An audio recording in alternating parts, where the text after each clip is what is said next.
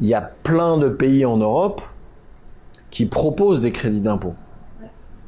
Le seul qui n'en proposait pas, c'était la France. J'ai été voir le gouvernement en leur disant, écoutez, c'est pas que je ne veux pas tourner en France, c'est que je ne peux pas tourner en France. C'est-à-dire, je peux pas me passer des 25 millions d'euros de crédit d'impôt. Donc, j'ai des crédits d'impôt tout autour de la France, mais pas en France. Donc, est-ce que vous pouvez faire quelque chose? Parce que sinon, Valérian va se tourner ailleurs. Voilà, donc ils ont réagi assez rapidement, parce qu'effectivement, la situation n'est pas normale. C'est pas normal qu'un film français puisse pas se tourner en France. C'est juste pas normal. Et donc ils ont réagi, et du coup, on a pu faire le film en France, qui était, moi, ma volonté. Je voulais que le film se fasse en France. Quand un artiste sculpteur français fait de la sculpture, on lui demande pas de défendre la langue française. Bien sûr. Bon, la danse non plus.